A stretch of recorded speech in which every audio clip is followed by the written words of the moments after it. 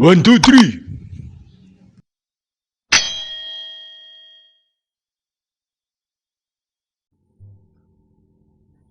Assalamualaikum warahmatullahi wabarakatuh. Salam sejahtera untuk kita semuanya. Jumpa lagi dengan saya bersama dengan Psikologi Menjawab. Nah, pada kesempatan kali ini kita akan membahas tema tentang asesmen otentik untuk pendidikan anak usia dini ya. Nah, pada dasarnya untuk memahami konsep asesmen otentik ini harus memahami dulu arti asesmen dan kemudian dimaksud otentik dan juga terkait sama ilmu-ilmu pendidikan anak usia dini. Nah, isinya apa saja? Nah, sebelum lebih lanjut silahkan untuk subscribe terlebih dahulu dah dan bunyikan loncengnya sehingga bisa mendapatkan notifikasi pemberitahuan update dari Psikologi Menjawab. Oke, baik. Nah, pokok bahasan yang ingin saya sampaikan melalui video ini adalah ada 4 poin ya. Yang pertama terkait sama pengertian asesmen otentik itu sendiri. Lalu kemudian ciri-ciri asesmen otentik.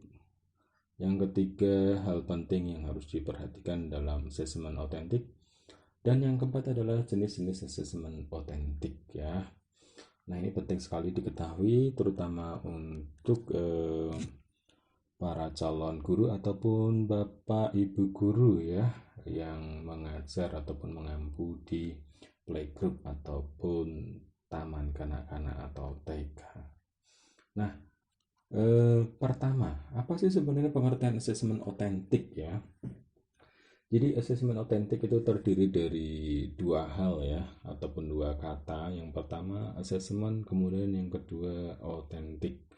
Nah, asesmen sebenarnya sudah cukup panjang lebar juga saya bahas di video-video sebelumnya ya. Jadi pada intinya asesmen itu adalah proses pengumpulan data. Jadi ini proses mengumpulkan data. Tujuannya apa? Untuk mengetahui sejauh mana nih bisa saja perkembangan anak atau siswa, bisa juga proses belajar yang dilakukan, dan bisa juga hasil belajar siswa. Artinya apa? Bisa saja yang diukur adalah aspek dari perkembangan anak ataupun kemudian hasil belajarnya dan juga proses yang dilalui oleh anak itu sendiri. Nah, ini nanti akan menentukan ya terkait sama asesmen yang dilakukan itu seperti apa itu. Kemudian yang kedua adalah otentik. Kalau kita ngomongin otentik itu sangat identik dengan kata real, fakta, akurat.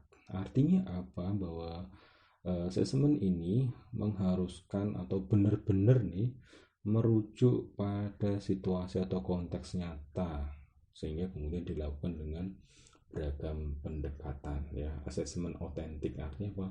Ya intinya adalah benar-benar kemudian asesmen ini namanya perkembangan anak ya, kita harus dekati dengan cara-cara tertentu atau bahkan cara yang beragam untuk benar-benar bisa menggambarkan kondisi anak. Nah, poinnya di sana ya. Nah, ada dua hal penting yang kemudian berkaitan sama asesmen, yaitu aspek-aspek dan standar. Nah, standar sendiri itu harus kemudian dilihat ya. Kalau misalnya itu perkembangan anak, berarti ya disesuaikan dengan usia anak. Bukan kemudian dibandingkan dengan siswa yang lain, tetapi dibandingkan dengan memang kalau anak usia 3 tahun, dia sudah apa sih? Ya, artinya apa? Dibandingkan dengan standar perkembangan anak ya. Yang dilihat apa? Aspek kognitif, afektif, psikomotor, dan yang lain-lain. Jadi ada mungkin sosial, emosional gitu ya. Ini hanya contoh saja ya aspek-aspeknya ya. Terus kemudian bisa juga nih penilaiannya menggunakan PAP ya, penilaian acuan patokan, terutama untuk hasil belajar. Nah, umumnya kan memang sekolah sebagai apa ya, tempat orang belajar dan ada proses evaluasi ya, ada asesmen yang kemudian dilakukan untuk menilai sejauh mana nih proses belajar ini sudah tercapai. Maka disinilah ada yang disebut penilaian acuan patokan ya. Nah, tentunya penilaian acuan patokan ini sudah disepakati bersama ataupun dirumuskan berdasarkan dasar ilmu yang memang bisa istilahnya apa ya, benar-benar valid lah, bukan hanya sekedar saja, tapi memang sudah dirumuskan, oh kalau anak usia segini ini umumnya perkembangannya ini. Nah, seperti itu ya. Nah, apa yang kemudian menjadi ciri khas atau ciri-ciri yang penting ya, yang esensi dari asesmen otentik? Yang pertama, mengukur seluruh aspek dalam pembelajaran. Nah, aspek ini baik proses maupun hasil ya. Sehingga kemudian di sini yang dilakukan di dalam asesmennya adalah terintegrasi dan berkesinambungan gitu ya. Jadi melingkupi seluruh aspek perkembangan tadi, baik kognitif, afektif dan seterusnya ya. Terus kemudian juga dilakukannya itu baik proses dan juga hasil, bukan hanya pas hasil saja.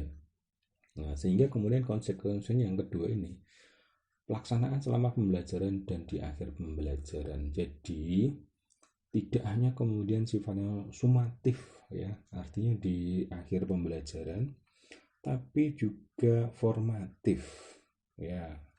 Ini untuk apa? Untuk tahu perkembangan anak. Jadi setiap hari misalnya memang di situ ada tugas, ada portofolio ataupun yang lain-lain ya. Kemudian dari hari ke hari kan kelihatan perkembangannya. Terus kemudian di akhir tambah lagi kemudian ada sumatif. Sehingga benar-benar nih, ini benar-benar menggambarkan secara otentik ya, real, nyata, bagaimana sih perkembangan, bagaimana sih kondisi siswa.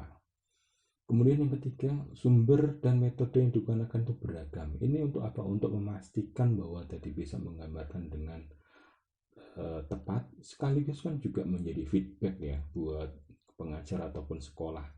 Kalau misalnya ada hambatan atau kalau misalnya ini kok belum tercapai, ada apa nih? Nah, ini bisa menjadi feedback ya untuk perbaikan katakanlah metode pembelajaran ataupun untuk perbaikan kurikulumnya ke depan. Terus yang keempat, tes hanya salah satu cara saja yang digunakan. Nah, ketika asesmen otentik ini tidak melulu kemudian menggunakan tes. Tes itu hanya salah satu cara saja ya. Karena apa?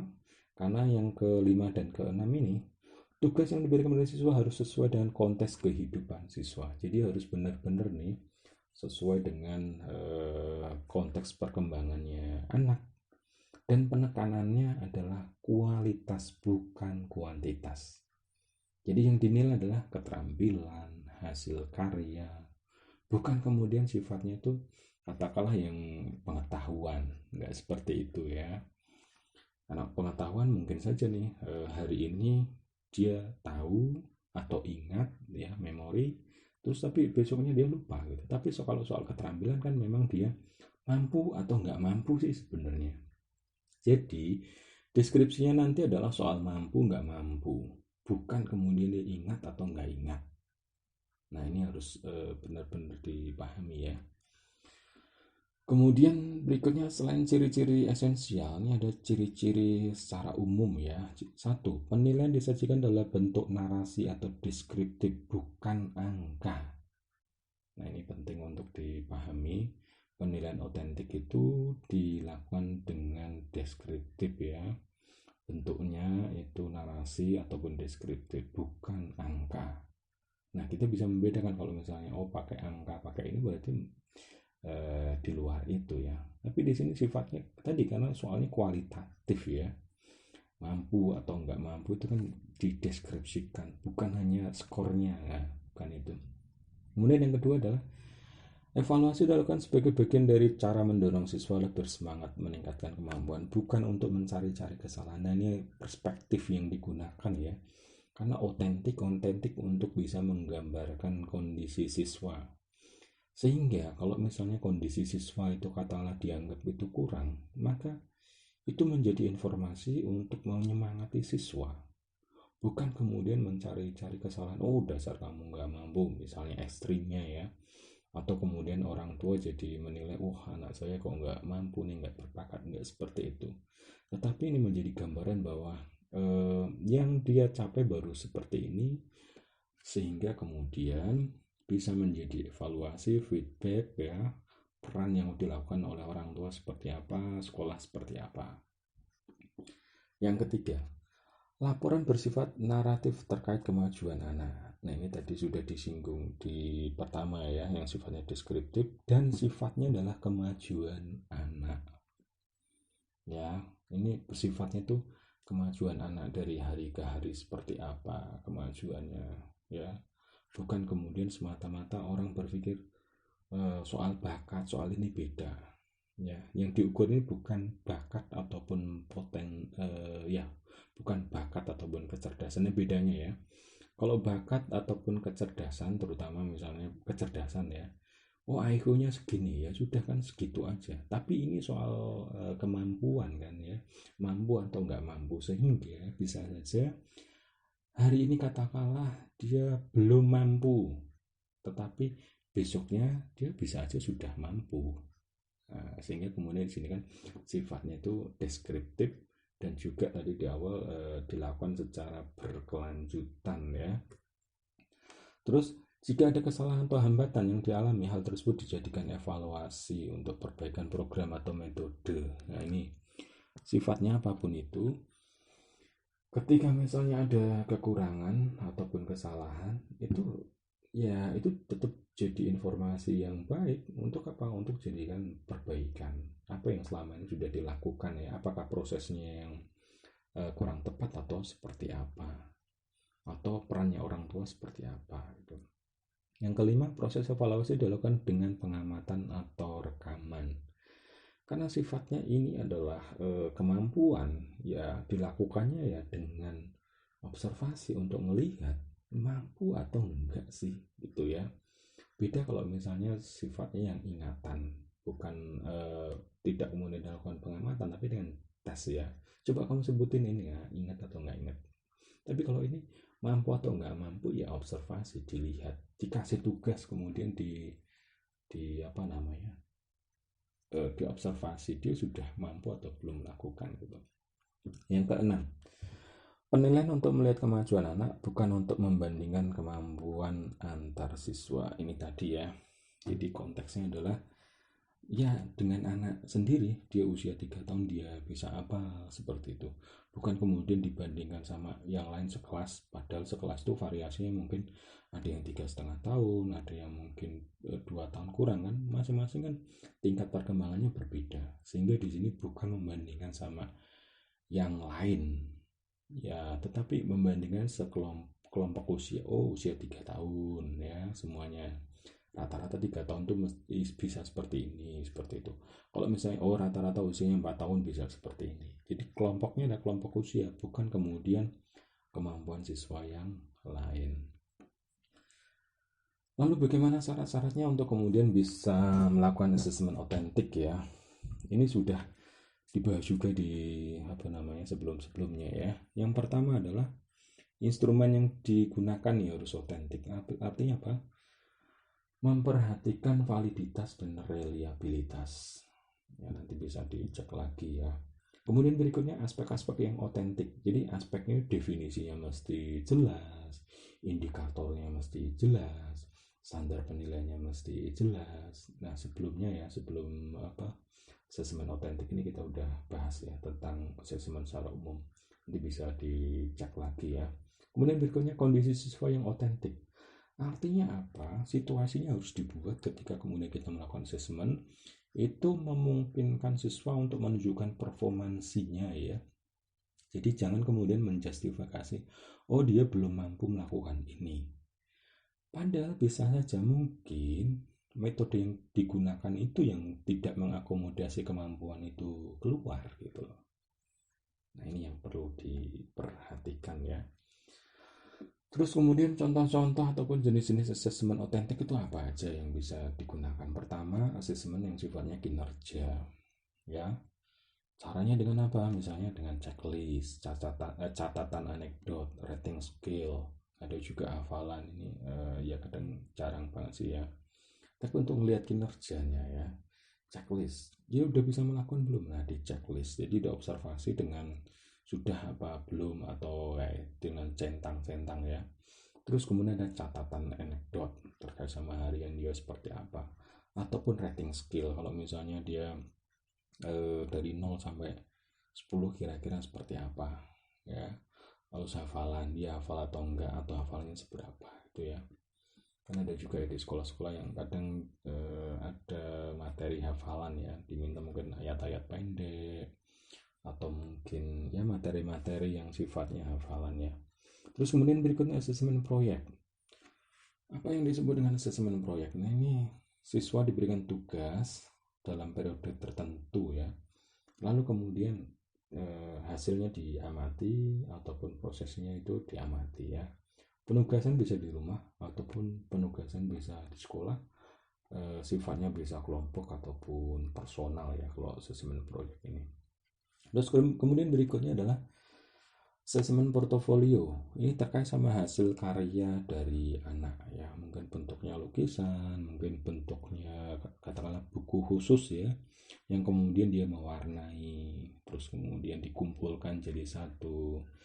Oh, di situ akan kelihatan perkembangannya ya. Mungkin dari awal banget masuk itu megang pensil masih belum bisa, sehingga kelihatan cara mencoretnya, sampai kemudian sudah bisa sehingga bisa mencoretnya itu lurus sesuai dengan katakanlah titik-titik, sampai kemudian mewarna itu tidak keluar dari garis. Nah ini terkait sama asesmen portofolio. Berikutnya ada asesmen tertulis, walaupun ini tadi sangat minim sekali ya di asesmen otentik, karena memang tes tertulis itu hanya salah satu saja, dan kalau di TK ya sangat minim lah, dan mungkin tidak ada tertulisnya ya, yang ada mewarnai, menggambar, dan itu untuk melihat kemampuan motorik dan juga kognitif anak ya.